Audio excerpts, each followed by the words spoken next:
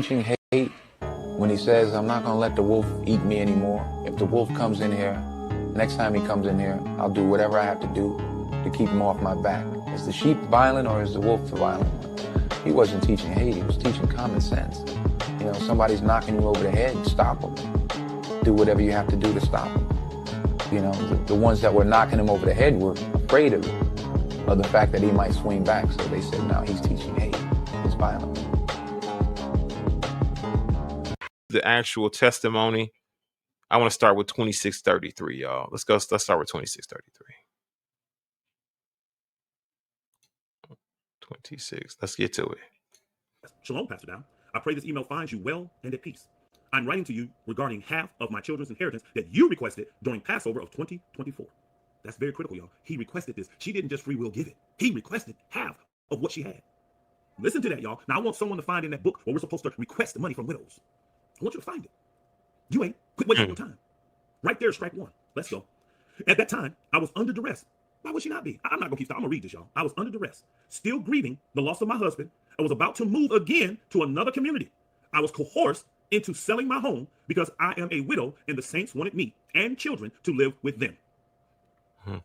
Since then, the children and I were moved from community to community 4 times within 1 year. It was difficult for all of us to readjust to each community. That is a 100% accurate truth. She was in North Carolina, moved to Georgia.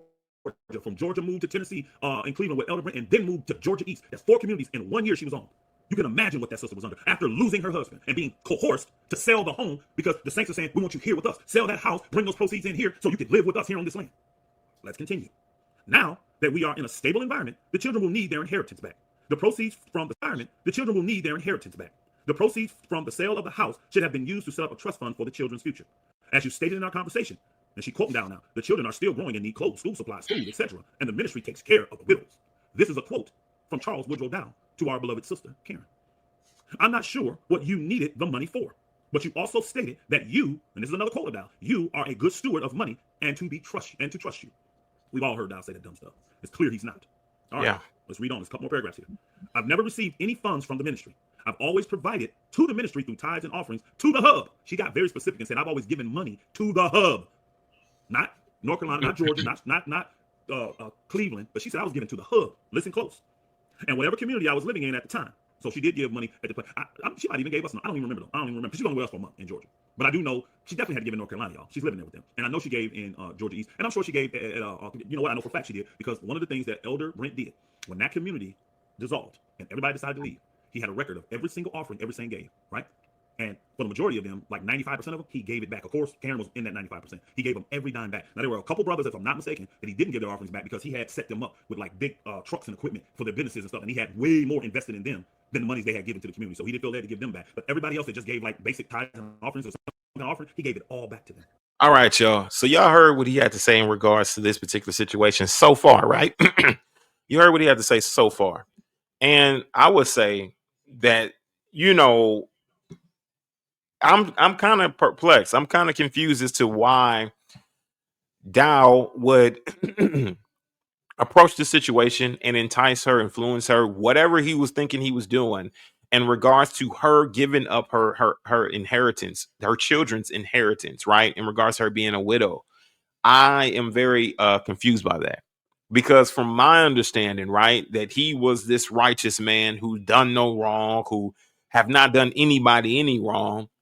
And he is 100% clear and righteous and holy and set apart, and the full and complete authority, as he wants to say during his sermons, and putting himself in the seat of Moses, a prophet, things like that, right, would be the next thing that he would want to come out with. Is he's a prophet, he's prophesied, he's foreseen the shutdown or the blackout, whatever it may be, right? The what does he call it? Whatever, you know, that he orchestrated himself. Where, you know, he orchestrated the pruning of his ministry, because it is his ministry.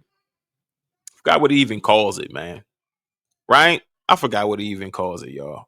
But my thing is this, right? We know that Dowell is somebody who feels how he feels. And I don't need to tell you how he feels, y'all. He'll tell you himself how he feels about this. And I would never repent. Never repent. Never repent. a destructive behavior. The behavior is completely destructive. And I believe that when we're doing what we're doing here to expose the truth, this is an honorable thing to do, regardless on how some of you may feel who still are dealing with what we would like to call Dowell syndrome. Okay. A lot of you who are still dealing with this particular syndrome, right? Believe that these types of things should not be discussed, that we should not continue to bring forth the tangible proof and evidence that somebody is in wickedness, that somebody has done wickedness in regards to straightway. This Dowell syndrome is something that you would prefer to keep under wraps because you're still suffering from removal of the Dowell syndrome. You're still suffering from the removal. But that's not none of our problems, y'all. We don't have to have that as a personal issue. What we need to do is who's called to the work to expose the evil, the wickedness, and shine light on some of the darkest places. We need to continue to stay the course, push the course, stay on mission, stay on task. Don't allow the naysayers, don't allow these individuals talking about yada, yada, yada, talk, whatever, right? Stay the course. Stay with the truth. One thing's for sure, that nobody can ever come forth and say, hey, he swindled me out of cash. He swindled me out of money. He's taking advantage of me. No one can say that about myself. I haven't heard anyone say it about Pastor Rufus. I haven't heard anyone who's come on this platform and actually spoke up on Dowell. I haven't heard anybody get accused of those type of crimes, taking advantage of other saints, regardless of what's going on in their life, right? But my thing is that when you get desperate and you start to multiply your house, you start to grow how many women you have, you start to get sort of greedy. When you start to indulge in the things of the flesh, you really start to make a lapse of judgment. Your judgment can seriously get clouded.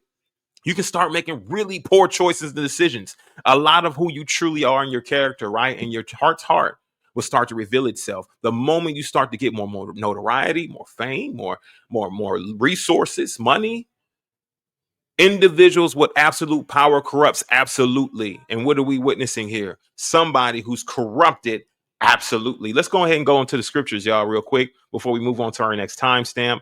Let me get this out, because I swear I opened up my blue. Oh, I sure did. I already got it open. All right, let's get into it, y'all. Let's get into it. We're going to grab it. I want to go over Exodus 22. Let's go over Exodus 22, y'all. Exodus 22. All right. Set this thing up. All right, Exodus 22. Okay. No, that's not what I want you to do. I want you to zoom in for the people. All right, we got Exodus 22. Am I in the right spot? There we go. So y'all can see it better. All right, Exodus 22. Let's get it. Ye shall not afflict any white widow. Ye should not afflict any widow. Or what? Fatherless. A child who is without a father. You should not afflict them. You should not afflict any widow. You understand what I'm saying? If thou will afflict them in any wise, and they cry out, and they cry at all, unto me, I will what? I will surely hear their cry. So while this sister is crying out and she's saying what she's saying, the Most High Yah said, I will surely hear their cry.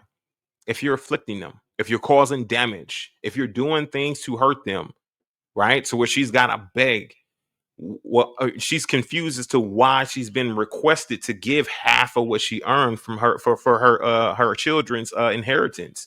Why do I need to give that up, right?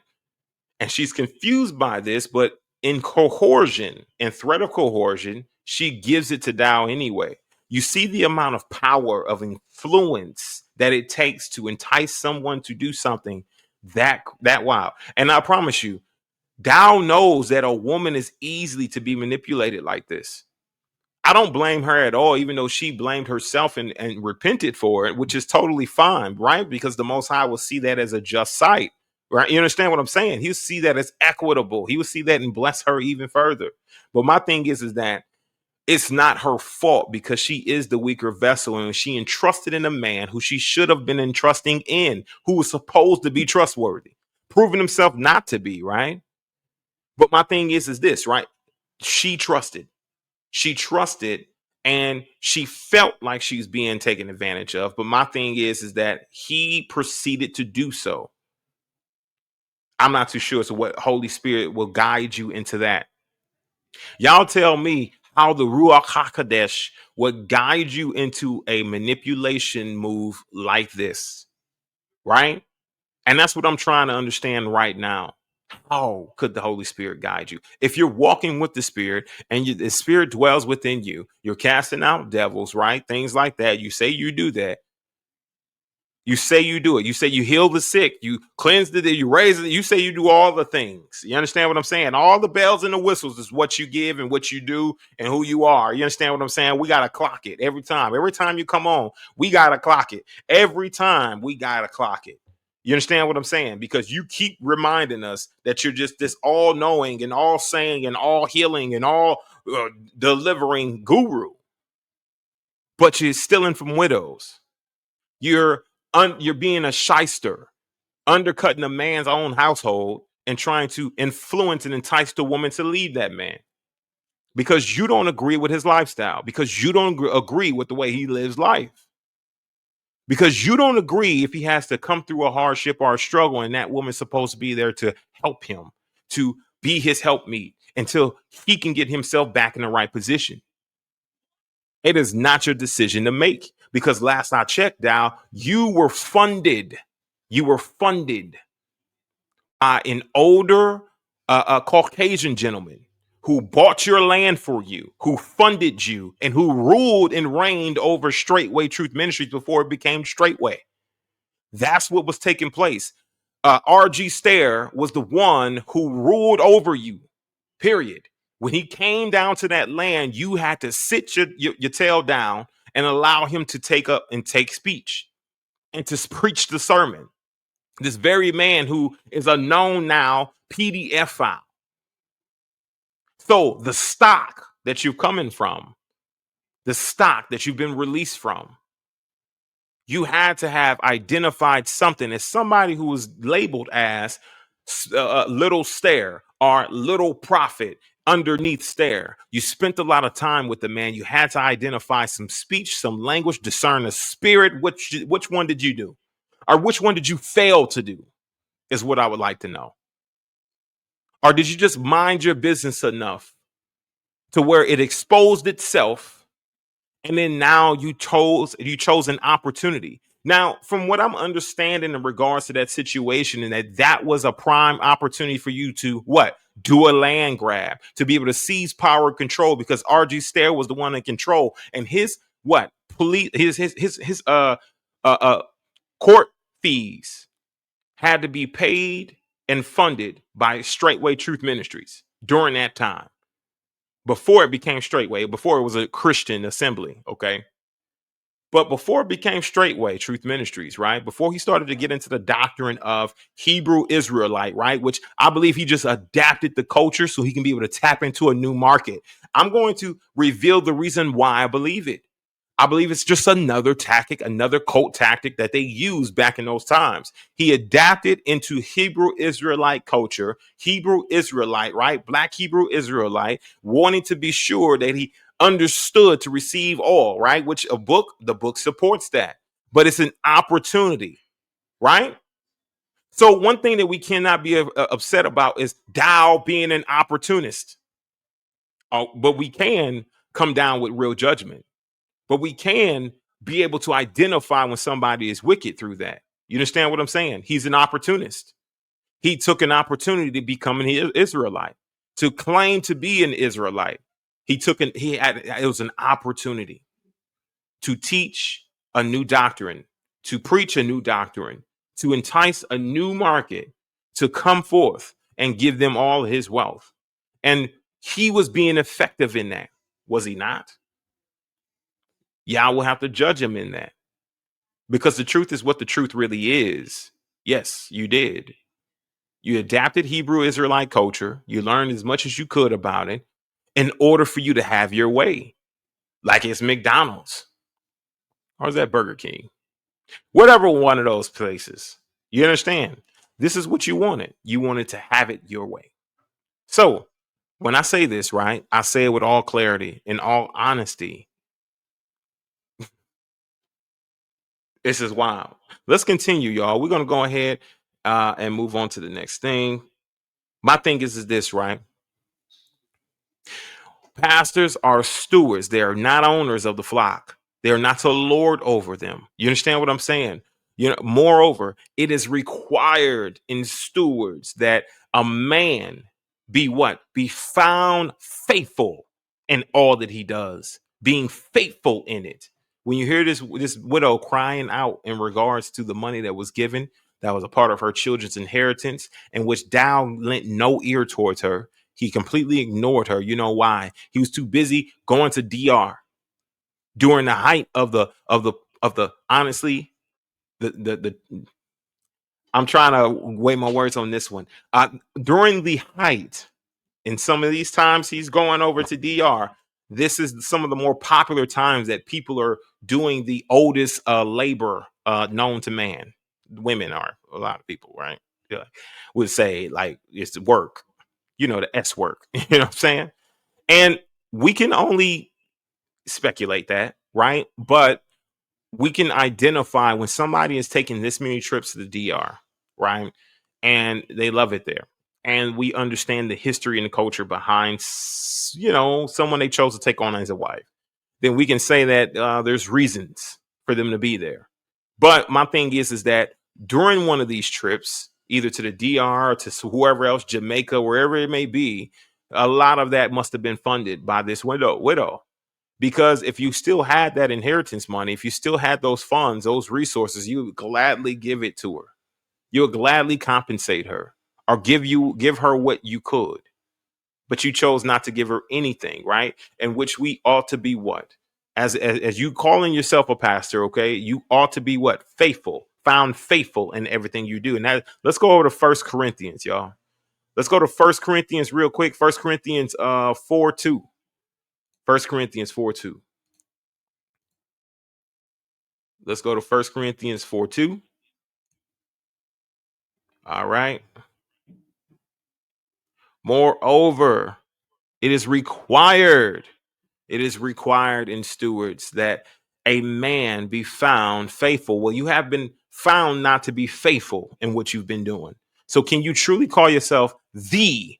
It's not about being a man of Yah, because anybody can be a man of the Most High, right? You know, but you call yourself the, meaning you're the one and only honcho, creme de la creme, top shelf, the man of Yah, leading the pact for all men who strive to be and to pursue the heart of Yah. So since you call yourself the man of Yah, right? Our beloved brother Paul said what? That you are required to show yourself to be a great steward. That man, who will judge this? According to our beloved brother Paul, who would judge this? Man should find you to be that, to be faithful, in what you're doing. So that means that she could rely on you. That means that when that widow asked you for something, you'd provide it. That means that when that widow asks you for that inheritance money, guess what? You do the best you can to respond to her. And if you spent some of it, get her what you didn't spend, and then put whatever on top of that, or that you just provide what she's asking for. For a steward, right, is to be faithful. If a so-called the man of Yah is to be found faithful, this is the type of actions he would do. This is what he would pursue for somebody who's faithful. You understand what I'm saying? Somebody who's supposed to be the man of Yah, supposed to be a steward, supposed to be that spiritual goal for individuals to reach. You understand what I'm saying? So it's a bit sad to hear that you're taking advantage of someone, ignoring their emails, just as you ignored mine, right? So you're definitely ignoring hers. You're ignoring her letters, her emails, everything that she wrote. And this is a ticking time bomb, Dowell. It's a ticking time bomb. No wonder. Maybe you guys definitely did some seances or something like that, right? In regards to trying to get us all over here fighting amongst each other, because this ticking time bomb was about to drop, and you wanted to do the best you could to be sure you discredit the voices that would be most powerful in vanquishing you and destroying your ministry with this ticking time bomb in which you're literally taking advantage of a widow. Can y'all believe that? So I'm not surprised. I'm not surprised that you would go through great lengths. I'm not surprised that you're flying monkeys like Michael, bro Mike or Michael. You understand what I'm saying? Karatazar, karate. I'm not surprised that these flying monkeys, undercover brothers, you understand what I'm saying, would come through and want to be sure that they had your back in a time like this, where something was going to drop and this nuclear bomb would leave everything desolate. The exposure, the level of exposure of your unrighteousness. So I wouldn't be surprised. I wouldn't be surprised. So let's go ahead and get to this, right? Link in the description, right? Link in the description. I believe that I have Pastor Rufus's link in my description as well, if you guys want to reach it in entirety. But we're going to go back to the video here real quick. I got another timestamp I want to share with y'all. So before we move on, we're going to get into this other timestamp. But I'm not surprised, y'all. Honestly, when I sat here and I did what I needed to do, man, I guarantee you, before I came on, that's why I had to come on a little bit later, because I had to go run and do my investigations, y'all.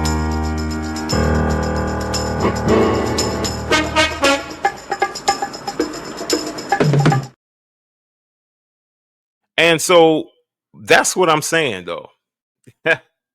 And they seem to have found you out.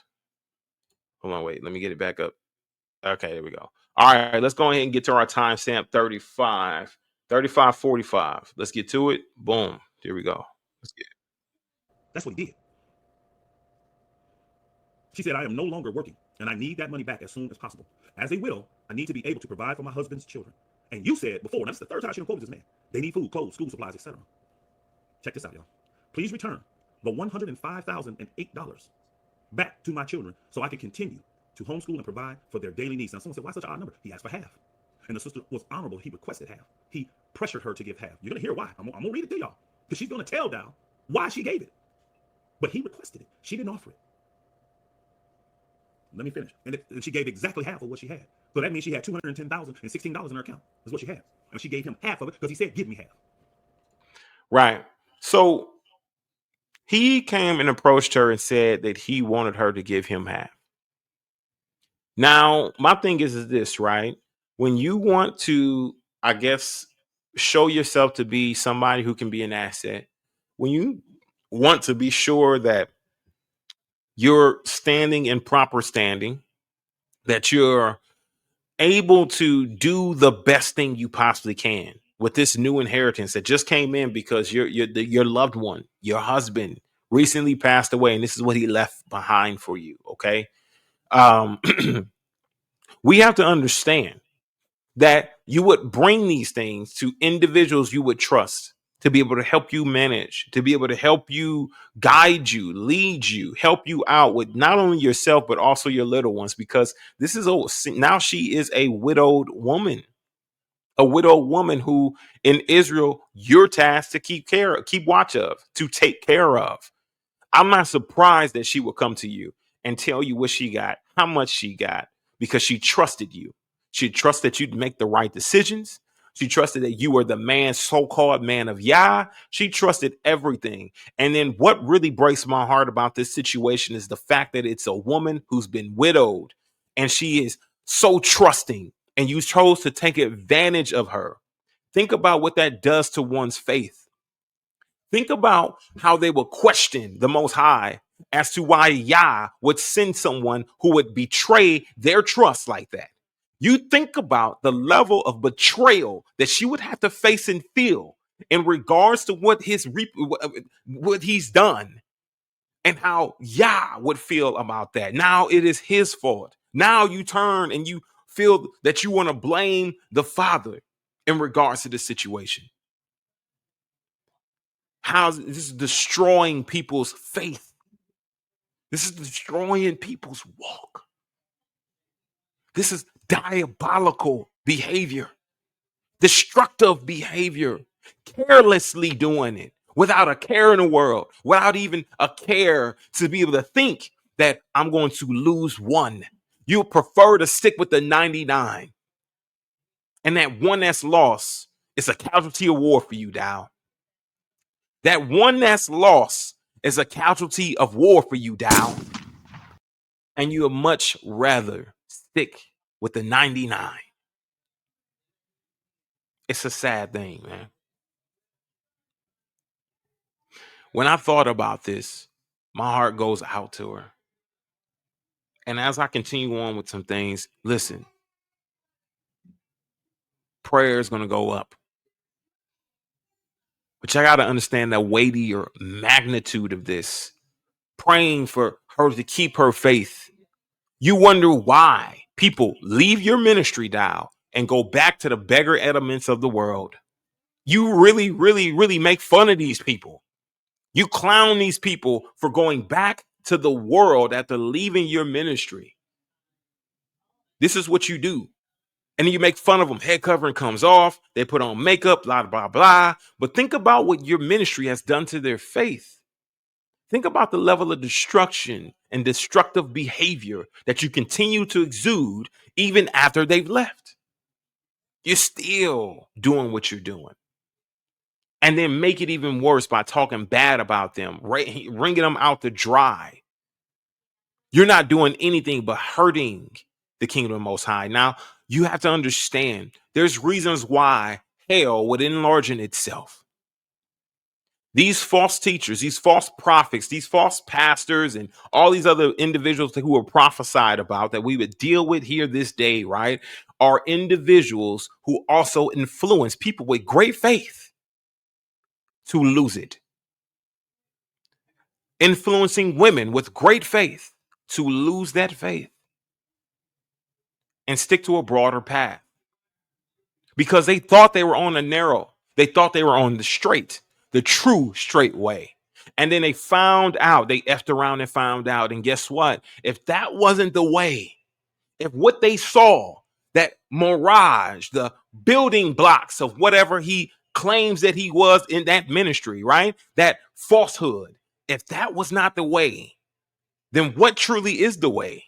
If he was not a true man of Yah, if he was not truly a man who was after Yah's own heart, who could be trusted in this day and age, right? Then who is trusted?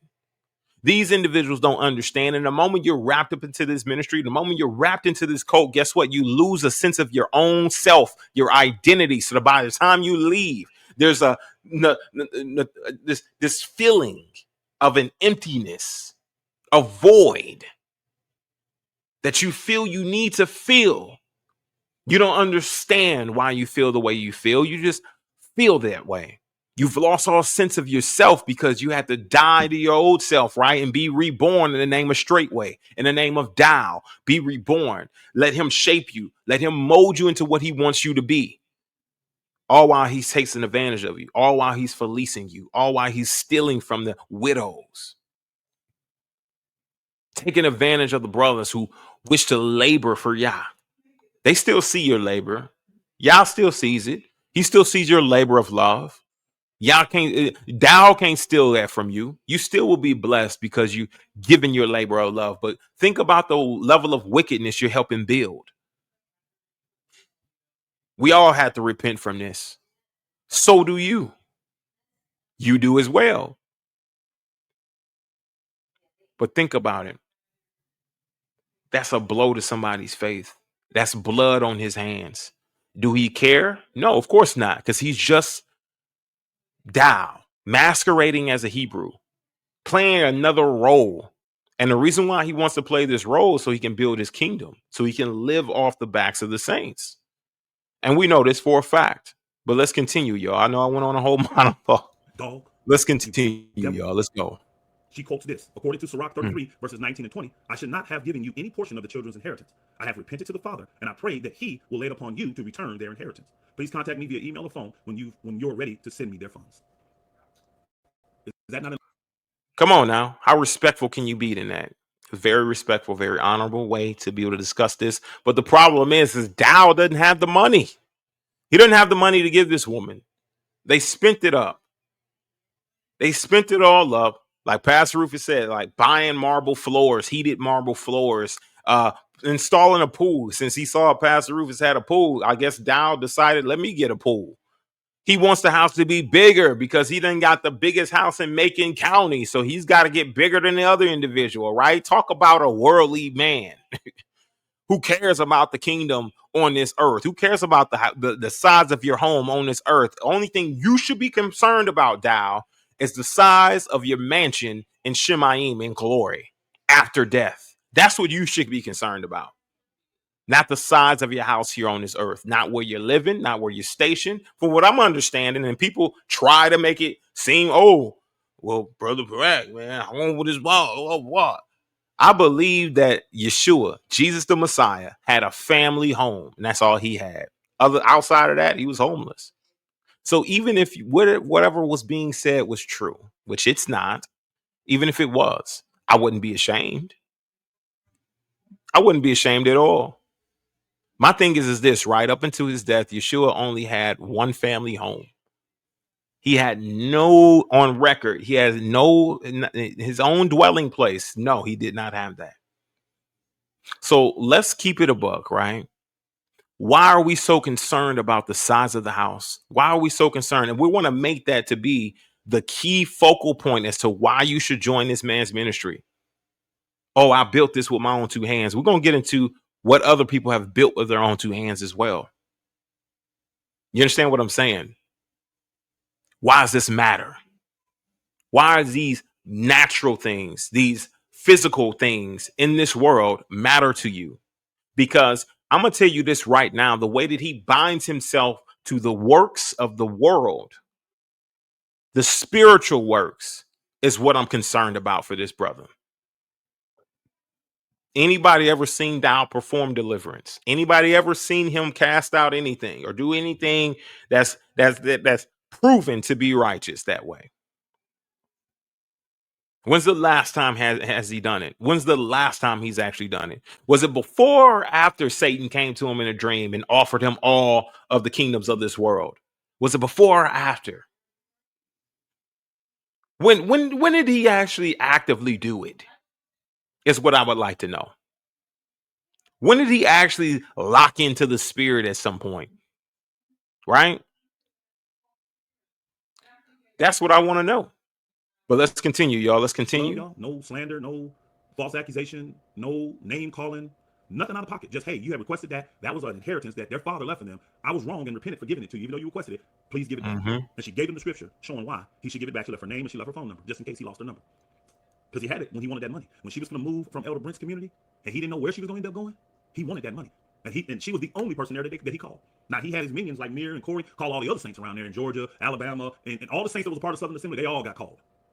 They went on a recruiting spree when this happened, y'all. Ask any of these people that was in South Carolina, that was at up there in Tennessee with Elder Brent, that was at Alabama, that was at Georgia East, or that was at Georgia. Those 5 communities. Ask any of them if I called any of them when this went down. Did I call and recruit any of them to walk away from Straightway or to follow me as I follow Christ? Ask them. And then ask them, did y'all hear from anybody in the ministry, though, from Straightway? Did Pastor Me or Pastor Corey, one of the elders, or Pastor Dowell, Come on now. or one of the wives? Did somebody call you? All right, y'all. Appreciate y'all joining me here for the live stream. Man, listen, don't forget to like this live stream. Share it, y'all. Share with who you can right now, all right? We need maximum effort, y'all. Maximum effort. Maximum effort, Maximum y'all. effort. And for those of you who are here just watching and hating on me, feel free to hate on me. If there's any haters in here right now that don't have nobody to hate on, feel free to hate on me. Sit back there and say my hair ain't luxurious when you know it is, bitch. Yeah. Let's get back to it. I guarantee you 90% of the people got a telephone call. And then they want to top and brag. Well, nobody followed you. Well, if you put the tapes out, everybody will see why nobody followed me. I never gave anyone an option to follow me, sir. Never. But you won't put those tapes out. Because those tapes definitely won't bring a good light on you. That's why you put out the tapes we didn't ask for, which still makes you look like an asshole. Which still makes you look like a dumbass. Put out the tapes we asked for and let the people see that I told them in the 3 meetings I had with the Georgia brothers, once this go down, you can't come to me. You can't come to me. I got nothing for you to go to. I'm not going to leave here and start no ministry. I'm learning the wickedness from having a darn ministry. I'm learning it now. That's letter number 1 on September 7th, 2025. No response to that, y'all. Dowell got it. Never responded. All right. Here is 2 weeks later. A little over 2 weeks later. But yet, he's got plenty of time to get out here and beef. He's got plenty of time to talk trash about Pastor Rufus. He's got plenty of time to run his mouth about me. He's got plenty of time to hear to BS and people who believe they know me, but they don't know anything about me. And my thing is this, right? The reason why they say what they say about my personal and private business is because they want what? They want me to spill the beans. You're not going to get it. But my thing is this.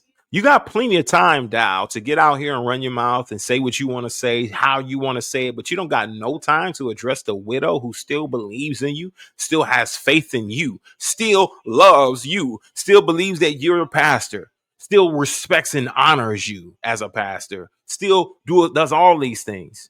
She's still coming to you and entreating you as an elder, right?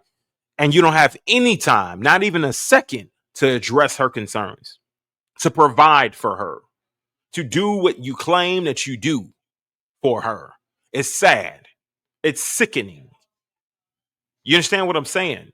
My thing is this, right? For somebody who boasts about things like this. Yeah, I've heard what you said about Sister Zakina, and I believe that it's extremely distasteful. I know that you believe that you want to call it tough love. I know that you want to call it tough love. Oh, I'm just trying to rebuke her so she can be set straight. Nah, bro. You enjoy having the free labor. You enjoy having her to do this work on the pennies of the dollar. You understand what I'm saying? For whatever little wages you give her, you enjoy that she's around to do so. So of course, you wouldn't let a man take her away from you. You want the labor. You want your wives to feel free to be able to do what they feel they want to do. Like having that luxury of a personal private chef, having the luxury of somebody who can be a nanny, who can double as a nanny, take care of the children, who's widowed. She's working to what? For you to give her whatever wages you give her, right? This is what you're doing. So my thing is that why would you want her to be given away? Or why would you want another man to take her on and to teach her the things that she needs to learn?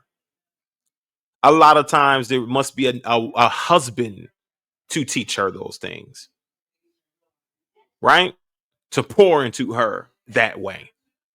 And you're rebuking, you're reproving, your correction. Honestly, tell you the truth. It is destroying, it's demeaning, and it's keeping a dog, right? A wounded dog, loyal to you. Women can be manipulated in this way. You can do all the statistics and data you want to pull on this particular thing. There's been so many universities and psychologists who have proven the facts that if you were to do this to a woman, you are manipulating her psychologically into being loyal. A lot of times it can be considered to be, I believe, when your abuser and your oppressor becomes your obsession, or that you're loyal to that. It starts with an L. If somebody can help me out in the chat, it starts with an L, but it also ties back into Dowell syndrome. Now we all know that this is one of the symptoms, and when somebody is destroying your self-esteem, beating you down, putting you under their heels, then we know for sure you're suffering from this syndrome, that you're suffering from Dowell syndrome, in which this right here is a hell of a thing to suffer from. It is a result of a so-called cult leader, right? A so-called pastor speaking bad and poorly of the subjects that he's over, that he's in control of, that he rules over.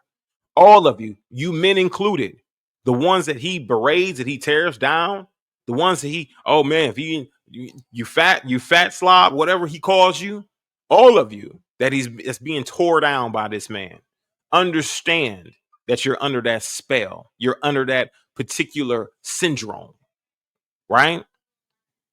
This is what you're dealing with. This is what you're dealing with. Same thing with Zakina. Let's continue. Because this is Sister Karen reaching out again on a Thursday, September 25th, around 3 o'clock.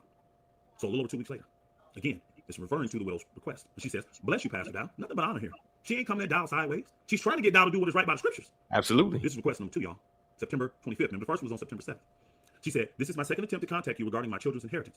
Please see my original email below. I listened to your video about some saints are asking for their donations back. Please understand, that was not a donation.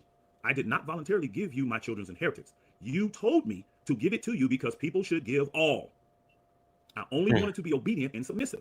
Therefore, I gave it out of the fear of you calling me a Jezebel or comparing me to the biblical account of Ananias and Sapphira. So she's saying, I don't want to be a part of this ministry.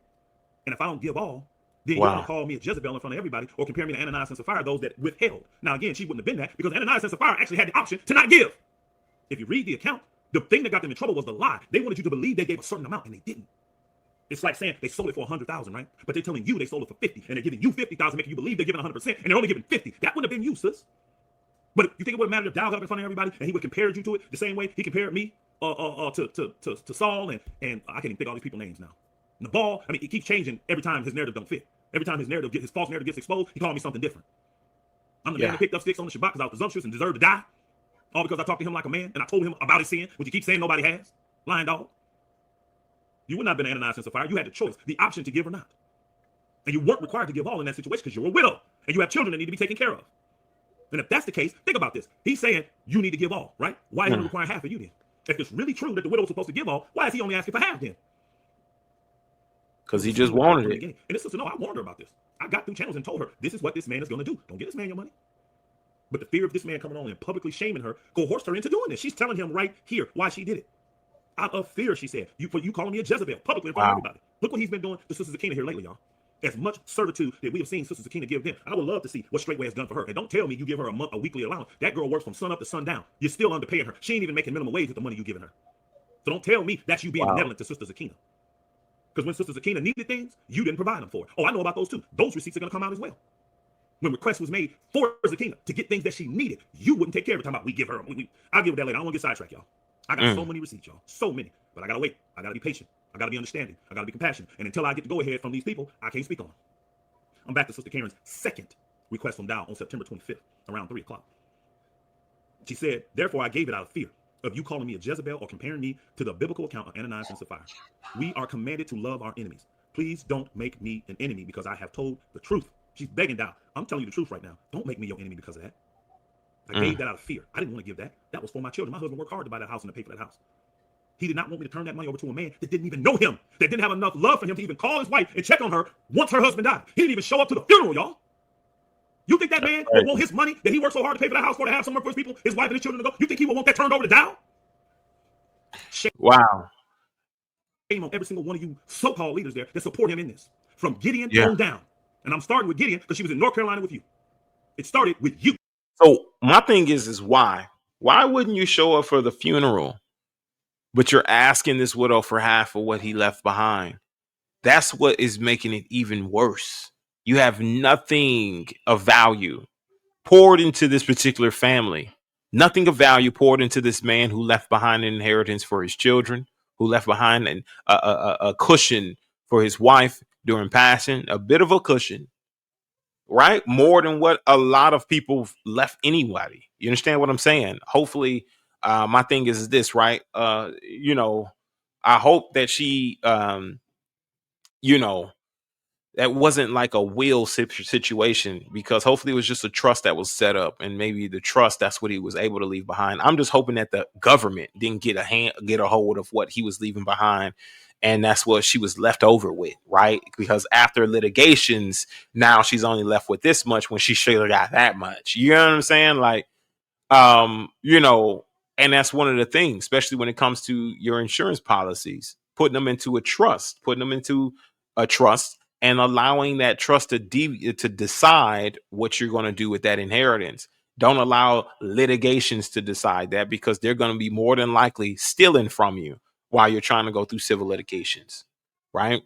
To be able to get that inheritance. But my thing is that, why wouldn't you show up to his funeral, Dow? Why wouldn't you show up to his funeral, pay your respects?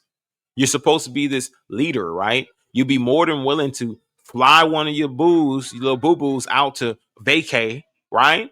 You'd be more than willing to fly somewhere where you desire. You understand what I'm saying? Why wouldn't you fly out to see this brother off, right? To get his brother his just due and respects. That right there off the rip, I would feel terrible to ask this widow for anything if I didn't show up for her in her times of need. If I didn't show up for her physically, if I didn't show up if I'm not carrying the casket.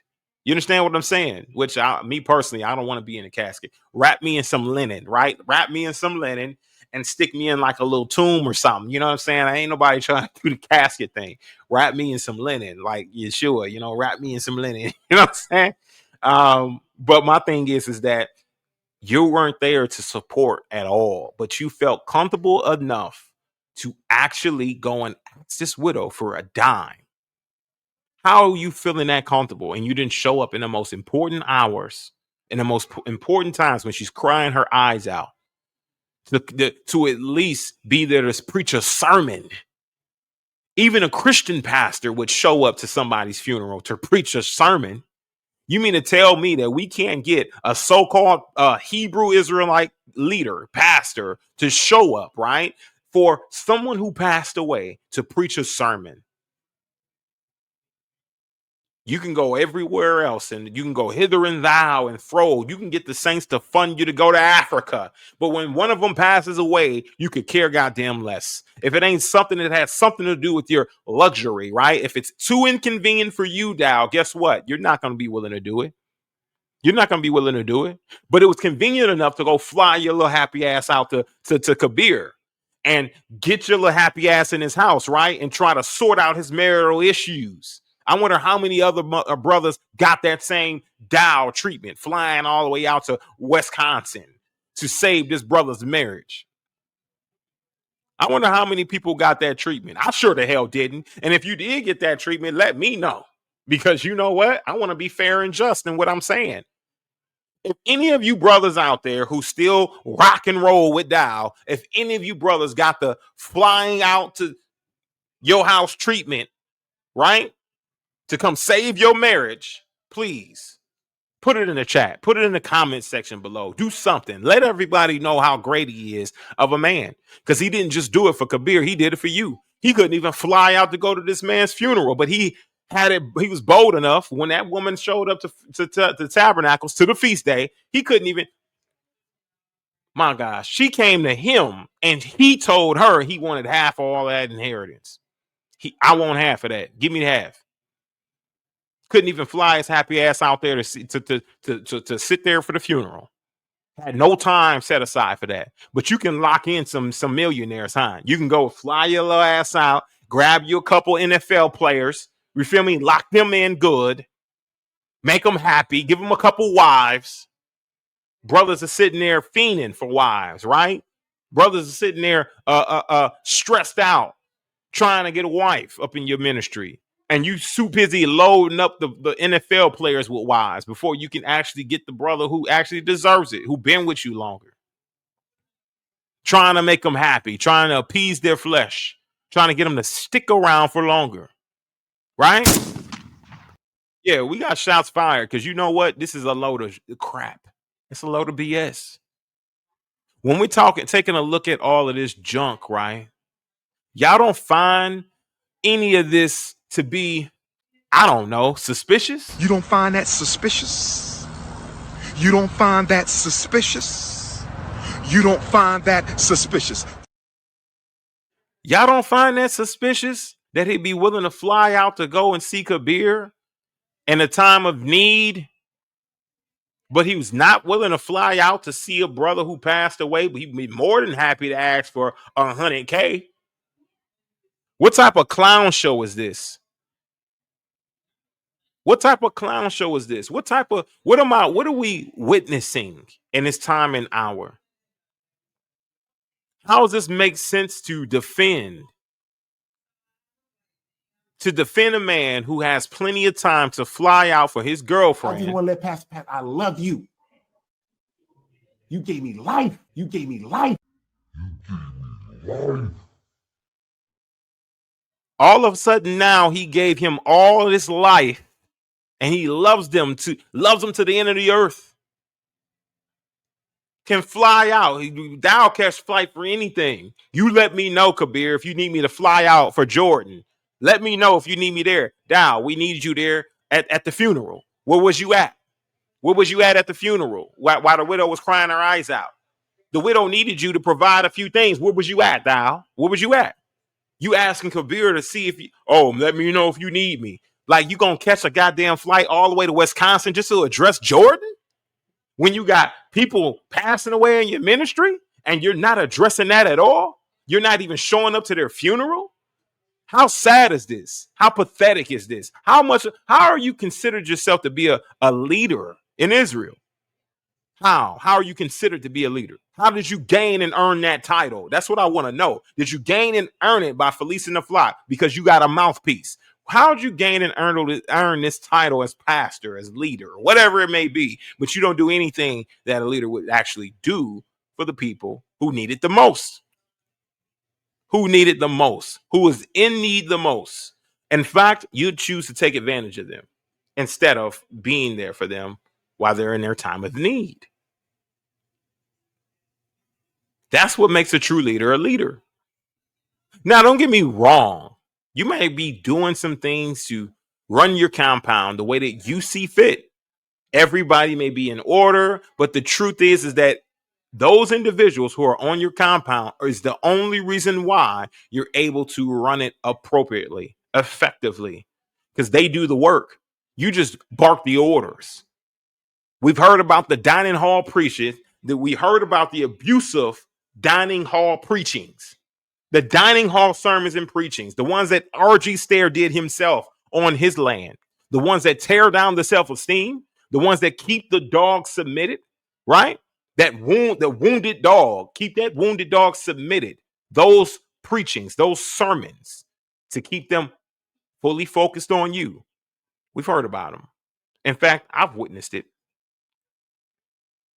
I've seen one of your dining hall preachings where you walked around the whole dining hall yelling, shouting, and screaming, slamming your hand on tables.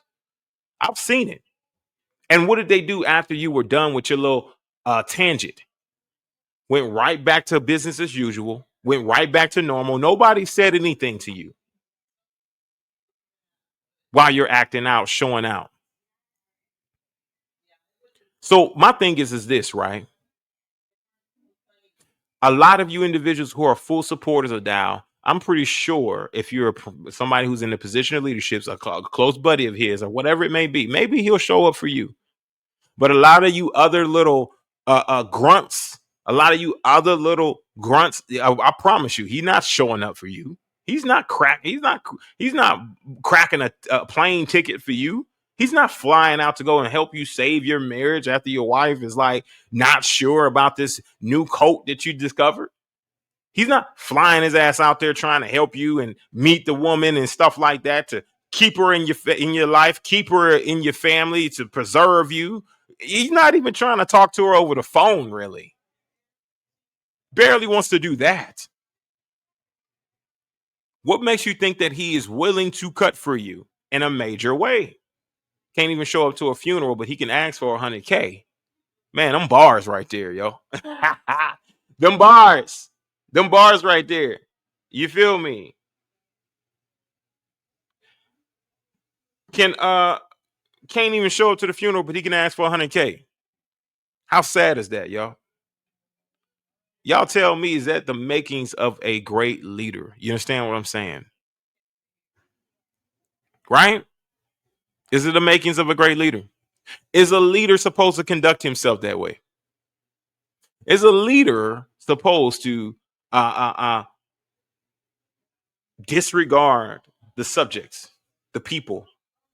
A widow who gave over 100K, is he supposed to just ignore her after she's pleading and crying out to say, hey, I need my inheritance back. I need my children's inheritance back. I'm stable now. I got my feet on the ground. I can be able to make this work, but I need my children's inheritance back so I can be wise with that inheritance. Ain't that crazy?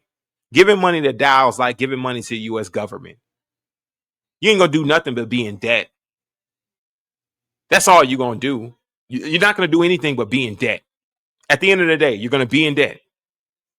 And then once you go into debt, right, and you start to lose things, or your life is on the edge, you think he's showing up for you? I would be the first one to tell you that once I met him, he gave me $300 and he received in return thousands of dollars from me. You understand what I'm telling you?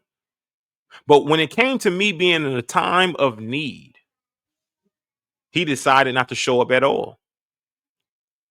Even when he was corrected in whatever misinformation was given to him, and which, of course, she was known to lie quite often. Even when the information was actually cleaned up and cleared up based on her own admission as well, he still didn't fix it. He still didn't go out and try to mend it, fix it, make it better. What does a brother need? I had to go out and grind for what I needed to do. I grinded. I worked hard to pick up the pieces.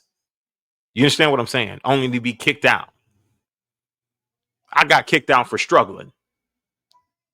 After moving from one city and planting roots in a brand new city, moved my business and everything closer to the saints in that city. Got a brothers who didn't show up, who failed to show up, right? Couple brothers who failed to show up. I lost some contracts that resulted in my business having a hardship. How can I provide like that? I had to restart. Like so many has to restart. You know how many times Trump then went bankrupt? Resilience is what's key. How many times does a righteous man fall? It's not about if you fall. It's about how many times do you get back up. So no, I'm not saying this trying to gain pity or sympathy from anyone. I'm saying this because I did what I had to do without the help of this ministry, and this ministry was not looking forward to helping me. Not a brother like me. I wasn't going to be able to be enough of an asset to them, right? I was not given enough resources for them. They had football players now. What they need with little old me. You understand what I'm saying? I'm not giving them mass amounts of money that these ex-NFL players are giving. A lot of them giving quite a bit of cash.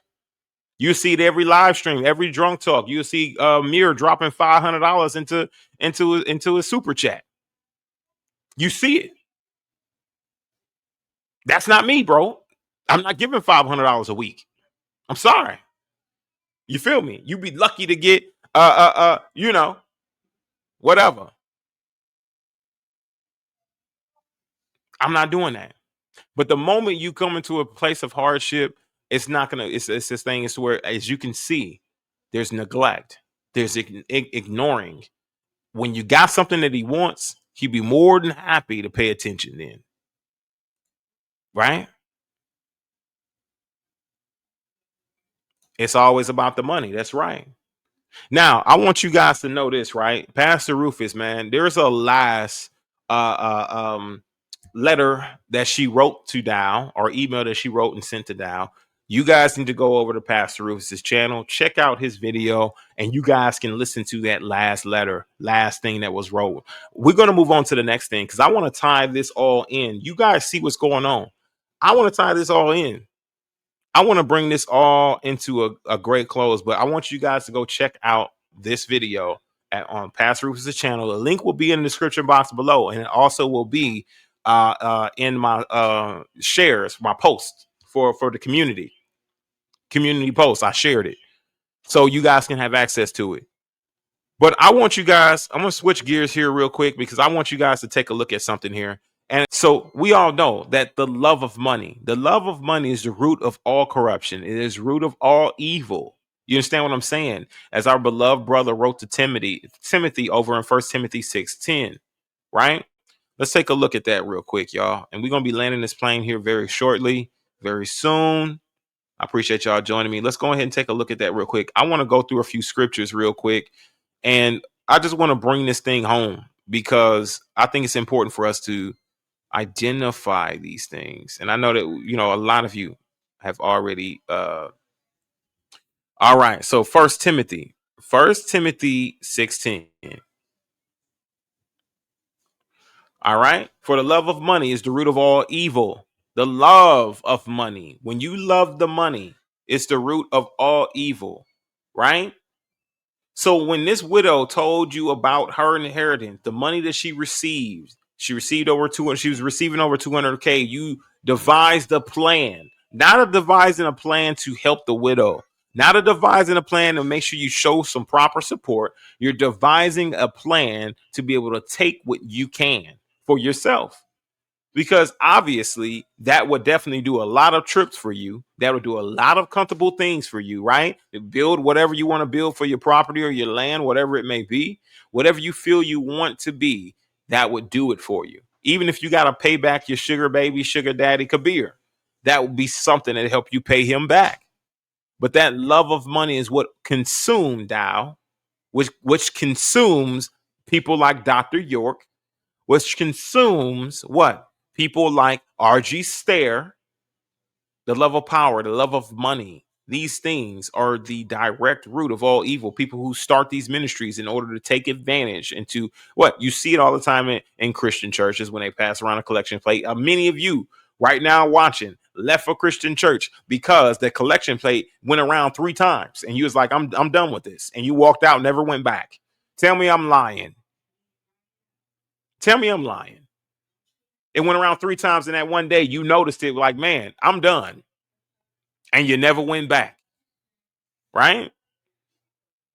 The love of money is the root of all evil. There's no reason why you should be passing around a collection plate, let alone asking 3 times in a day for somebody to give their last dollar. The same dollar they thought, well, I can easily go buy a loaf of bread with it and make some peanut butter and jelly sandwiches until my SNAP benefits kick in. But you're enticing and tugging and pulling at that $1 she can be able to make those PB&Js with. Now she's feeling convicted, like she's going to hell because if you don't get that dollar, guess what? Your father ain't gonna bless you. A lot of you left the Christian church because of that story, because you've felt that pain. You've known those people's testimonies. Reason why you left. The love of money is the root of all evil.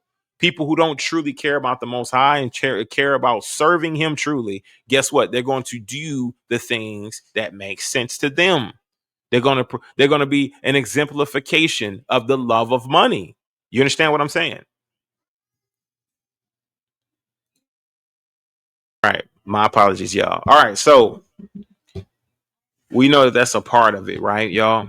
Let's go ahead. The love of money, which while some covet after, okay, they have what? Erred from the faith.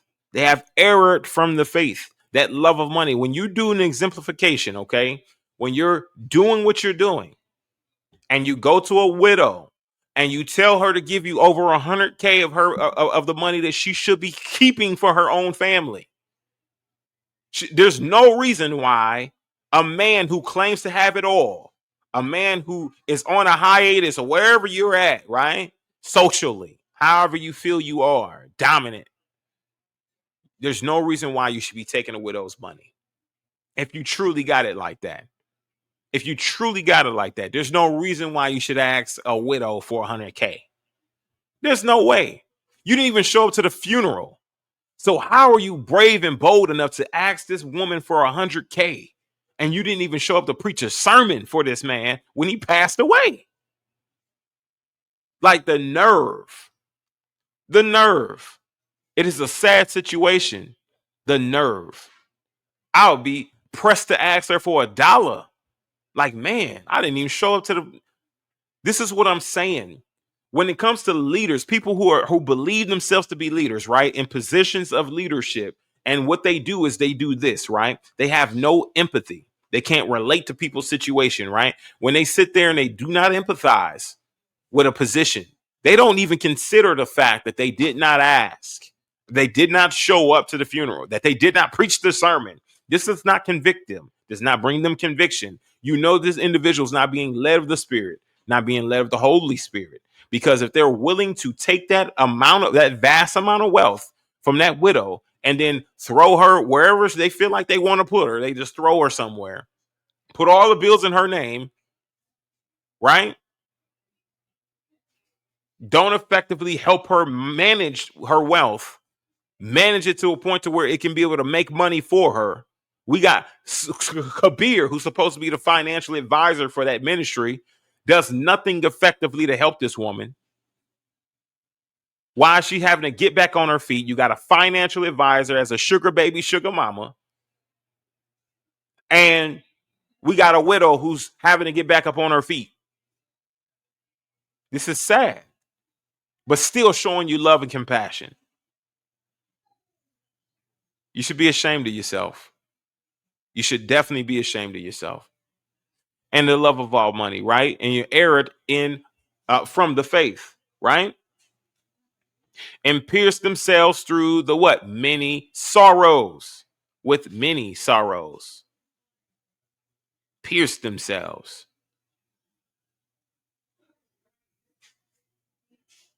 Come on now. When money becomes the motivation, the ministry becomes a business. Now he talks about me in the Warsheep podcast because I'm honest. I'm not a minister, so I don't consider this to be a ministry. You understand what I'm saying? I just really enjoy and love to get down to the bottom of the truth. I enjoy it. I also really enjoy and love to see that saints are getting back to the Father. First and foremost, I believe that's what I really fell in love with the most while doing this business. And when it becomes a ministry, if it becomes a ministry, it can be announced, but I'm not going to fake the funk. I'm not going to be fake about what I'm doing here. You understand what I'm saying? It's going to be very transparent. I'm transparent about mine. I was very honest from the beginning, from the get-go. But when you got individuals who only care about the money, right? And you see that they're taking money from the widows. Listen, this becomes a business when it's about the filthy lucre. It's a business. It's a business with a 501c3. And that's all it really is. When you're trying to get tax exempt status on all parts of your land, even though you don't really deserve it because you want to avoid taxation, right? It's a business. It's a business. Paul said over in Acts 20, okay, I have coveted no one's silver or gold. He said that. I have coveted no one's silver or gold. Now, if they are not walking after what Paul did, to where he did not covet anybody's silver or gold, where he did not hoard or take away anybody's silver and gold, then we know what we're truly dealing with. We're dealing with a wolf in sheep's clothing. Because why wouldn't you be influenced also not to covet anyone's gold? Thou shalt not covet. Just because this woman came to you, Dowell, and told you that she received over $200,000, doesn't mean you start to covet her money. Keep your hands off this widow's money. Keep your hands off of people's money. This was for her and her family to be able to start over and build anew. You should have done everything in your power to make sure that was taken care of and that was successfully done. Everything. Without taking from her at all. Respected you more if you done it. You demanded for her to give it to you. It wasn't her decision to give it to you. So she gave it grudgingly. What blessings can be received from something that was given grudgingly? So effectively, she can't receive blessings from that. Neither can you. Killed the whole situation.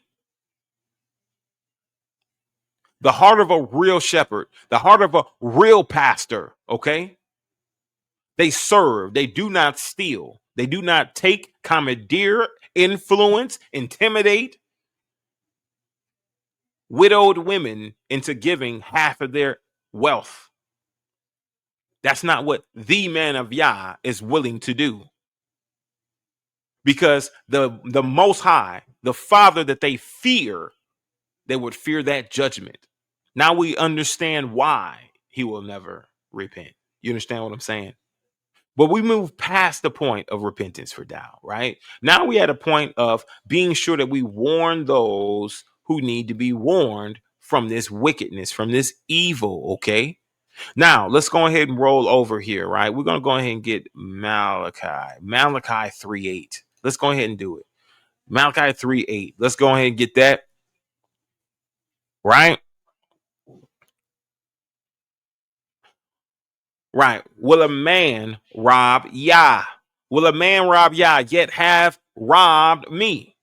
Yet ye have robbed me. But ye say, wherein have we robbed thee?